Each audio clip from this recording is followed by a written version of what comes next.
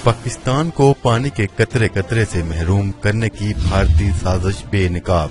मोदी सरकार ने किन मंसूबों पर अमल दरामद का फैसला कर लिया। भारत को मुंह तोड़ जवाब देने का वक्त आन पहुंचा। आज की अहम खबर से आगाह करते चले, भारत ने पाकिस्तान को अपने हिस्से के पानी से महरूम करके पानी की शदीद किल्लत वाले मुल्क में तब्दील करने के लिए 2 डैमों समेत 3 मंसूबों पर तेजी से काम करने का फैसला किया है। कश्मीर मीडिया सर्विस के मुताबिक इन 3 मंसूबों में शाहपुर कुंडी डैम, पंजाब में दरियाए सतलुज और ब्यास को मिलाना और कश्मीर में उच्च डैम की तमीर शामिल है।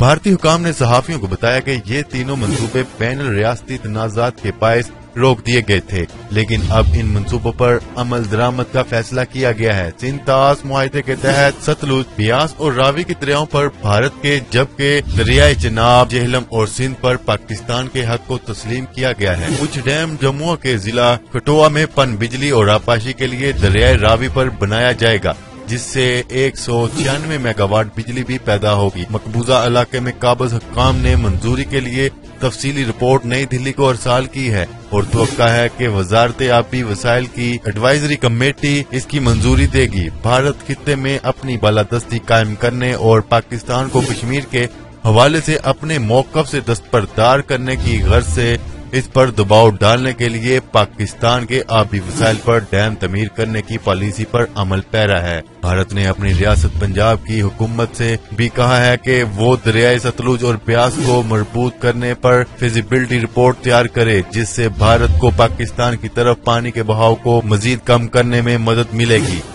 इससे पहले कि पाकिस्तान में पानी की किल्लत और खुश्कसाली की आफत आन पहुंचे, अब हमें मिलकर पाकिस्तान में डैम बनाने चाहिए ताकि हमारी आने वाली नस्लें इस आफत से बच सकें, क्योंकि भारतीय सरकार पाकिस्तान के हिस्से के पानी पर डैम बनाना शुरू कर चुकी है।